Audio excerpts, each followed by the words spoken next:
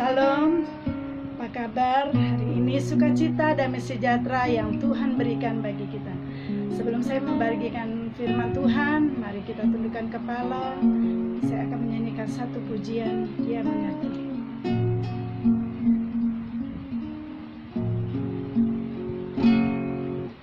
Terkadang kita merasa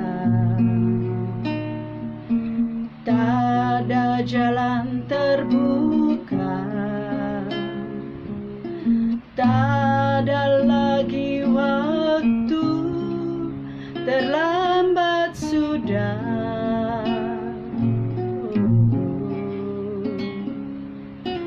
Tuhan tak pernah berdusta, Dia selalu pegang janjinya.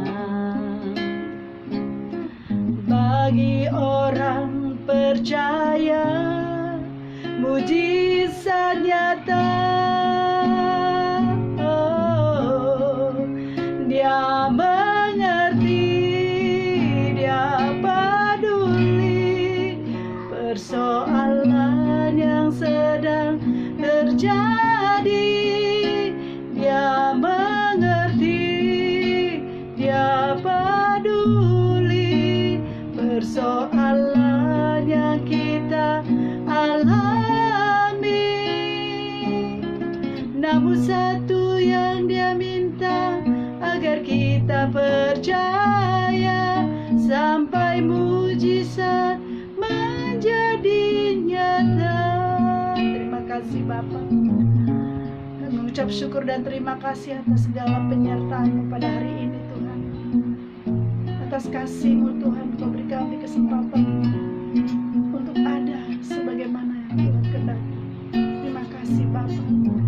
Sebelum hamba-Mu menyampaikan firman-Mu Tuhan, tutup bungkus hamba-Mu dengan kuasa-Mu Tuhan. Biarlah Roh Kudus yang beracara Tuhan, Kau jamah setiap hati kami Tuhan. Kau lawat Tuhan, mujizat terjadi dalam kehidupan dan permasalahan kami. Kami percaya, kami imani Allah yang kami sembah adalah Allah yang dahsyat dan luar biasa. Terima kasih Bapa, terima kasih Yesus. Di dalam nama Tuhan Yesus Kristus Allah Bapa kami hidup dan Roh Kudus. Amin. Hari ini saya akan membagikan cerita di firman Tuhan di Ayub.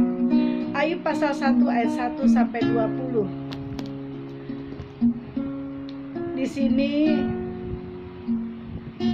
nanti saya tidak akan bacakan 1 sampai 20, tapi saya akan poin-poinnya saja. Nanti saudara-saudara bisa baca cerita Ayub ini, bagaimana penyertaan Tuhan atas hidup Ayub. Dan Ayub adalah orang yang sangat luar biasa, iman salehnya dia pada Tuhan.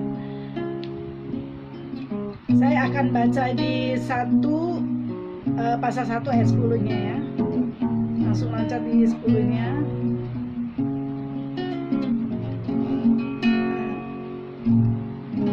Ayat 6, saya baca di ayat 6. Pada suatu hari datanglah anak-anak Allah menghadap Tuhan, dan di antara mereka datanglah juga iblis.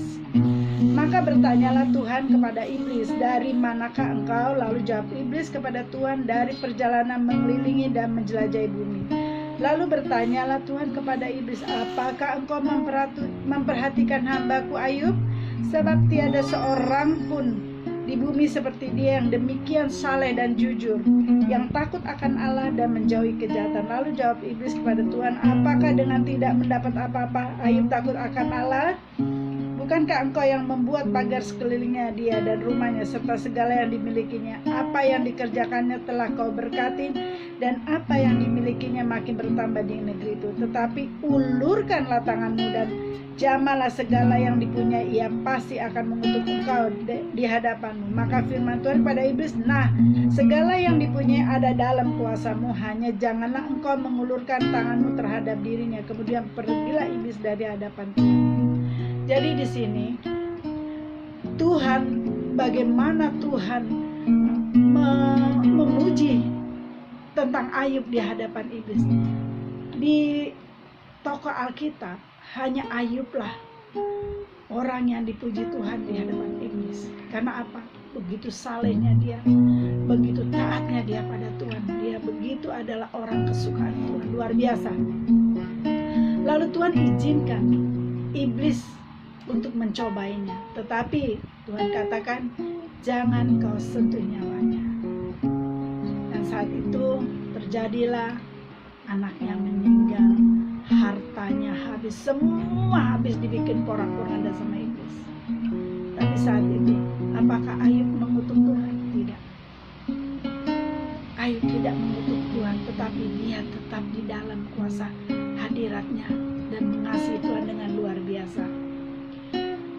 Di sini saya akan bacakan di 13. Pada suatu hari ketika anak-anak yang laki dan yang perempuan makan dan minum anggur di rumah saudara mereka yang sulung, datanglah seorang pesuruh kepada Ayub dan berkata, sedang lembu sapi membajak dan berkuda betina makan rumput di sebelahnya, datanglah orang-orang Seba menyerang dan merampas. Jadi pembantu-pembantunya ini cerita bagaimana hartanya Ayub habis dalam waktu bersamaan. Apakah Ayub menghujat Tuhan? Apakah Ayub marah pada Tuhan? Tidak. Ayub tidak marah sama Tuhan. Dia lalu, dia terima semua apa yang terjadi atas hidupnya. Dia tidak mempersalahkan Tuhan atas keadaan yang terjadi dalam hidupnya.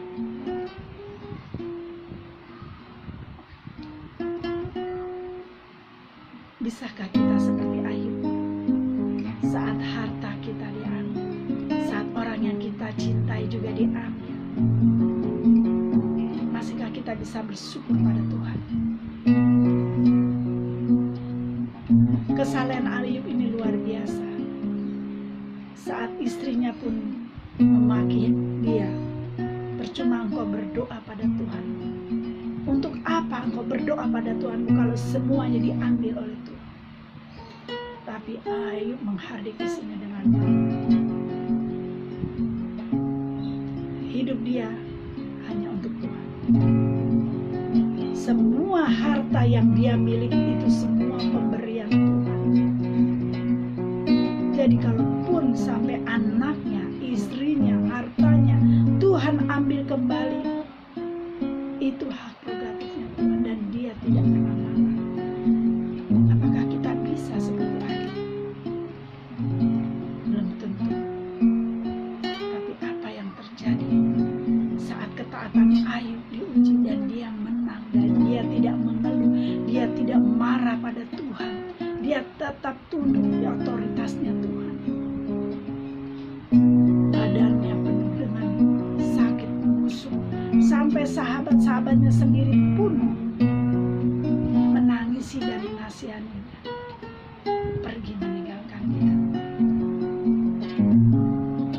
Tapi dia tetap menyembah Tuhan, memberi kasihnya dengan keberadaan, kekurangan dan kelebihan yang dia punya.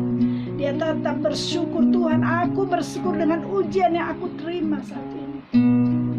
Aku bersyukur Tuhan atas semuanya, karena semua yang aku miliki adalah milikmu.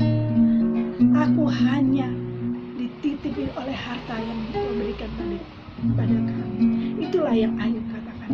Ayub menyadari bahwa harta yang dia miliki bukan miliknya pribadi, tetapi adalah milik Tuhan yang hanya dititipin sementara di bumi ini. Dia adalah orang yang paling kaya di negeri itu.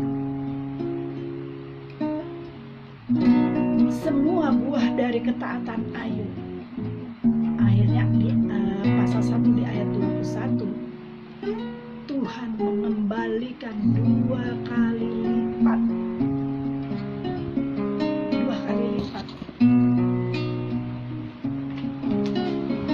Pemulihan Ayub ada di pasal 10, ayat 10 pasal 42. Kita buka di pasal 42 ayat 10. Tuhan kembalikan 2 kali lipat. Perjalanan dari dia dihabiskan semua hartanya, anaknya diambil, dia jalani semua. Dia menyembah, tetap menyembah Tuhan. Dan Tuhan melihat kerendahan hati dia. Tuhan melihat ketaatan dia. Dia tidak marah. Tuhan kembalikan 2 kali lipat.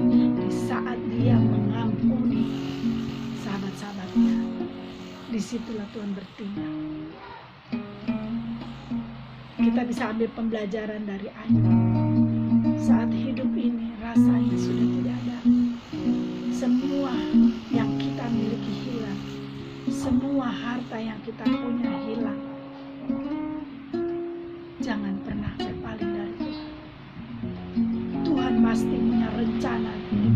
terus-menerus. Karena saya percaya Tuhan menciptakan kita punya rancangan yang indah. Hanya caranya masing-masing orang berbeda. Kalau kita dikasih persoalan, kalau kita dikasih masalah, itu tanda kasih Tuhan pada kita. Kenapa saya bilang? Kalau hidup kita aman-aman saja, enak-enak saja, itu perlu dipertanyakan. Tetapi kalau kita punya persoalan, itu tanda kasih Tuhan pada kita. Kenapa? Saat itulah pasti kita akan datang pada Tuhan. Bukan begitu, saudara-saudara? Tapi kita boleh belajar dari Ayub.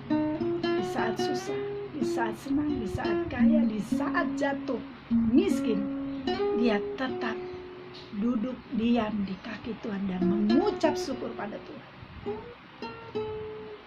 Kita ambil sikap Ayub ini. Di saat virus corona, di saat resesi ekonomi sekarang ini, banyak anak-anak Tuhan dihancurkan, diporak-poranda, terjadi perceraian di mana-mana, kebangkrutan di mana-mana.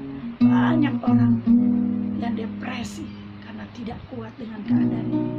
Tetapi kalau kita mengandalkan Tuhan dan kita menyikapi setiap percobaan masalah yang kita dapati ini adalah kasih Tuhan, kita iman dan kita ucapkan syukur, kita akan melihat karya Tuhan akan bekerja dalam hidup kita.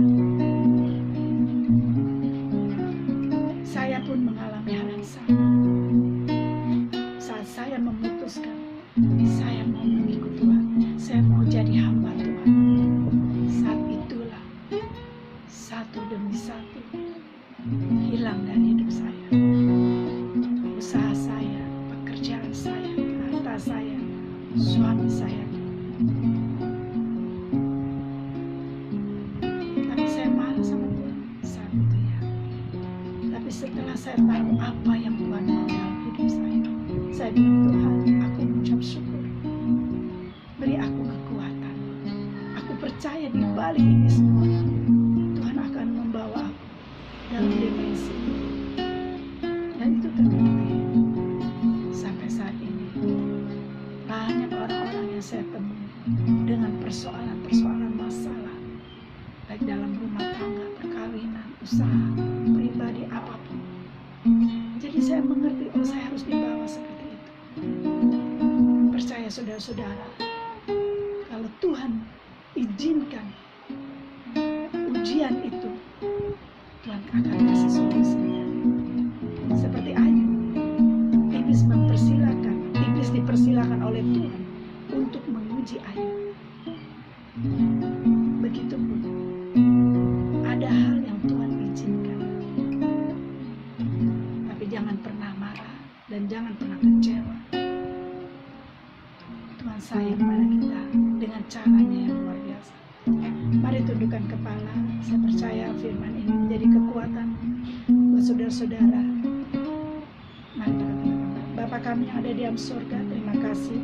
Hamba-Mu sudah menyampaikan isi hati-Mu, firman-Mu Tuhan. Biarlah firman ini menjadi kekuatan bagi kami. Kami percaya Tuhan, Engkau mengasihi kami dengan cara-Mu ya Tuhan. Tapi hasilnya indah pada waktunya. Kami berdoa juga untuk bangsa Indonesia, rawat Tuhan bangsa kami Tuhan. Pulihkan keadaan bangsa kami Tuhan. Kami percaya Tuhan akan mengasihi bangsa kami. Kami percaya, kami iman di dalam nama Tuhan Yesus Kristus, bangsa Indonesia Tuhan pulihkan. Inilah doa-doa yang kami boleh naikkan ke dalam tangan-Mu Tuhan. Hanya di dalam nama Tuhan Yesus Kristus, Allah Bapa kami yang hidup dan Roh Kudus. Mari angkat tangan dan terimalah berkat dari Tuhan. Tuhan memberkati engkau dan melindungi engkau. Tuhan menyinari engkau dengan wajah-Nya dan memberi engkau kasih karunia. Tuhan menghadapkan wajah-Nya kepadamu dan memberi engkau damai sejahtera. Terimalah berkat dari Allah Bapa, cinta kasih Tuhan Yesus Kristus, penyertaan Roh Kudus dari hari ini sampai selama-lamanya. Di dalam nama Tuhan Yesus Kristus, Allah Bapa kami yang hidup dan Roh Kudus. Mari kita yang terima berkat hari ini, kita iman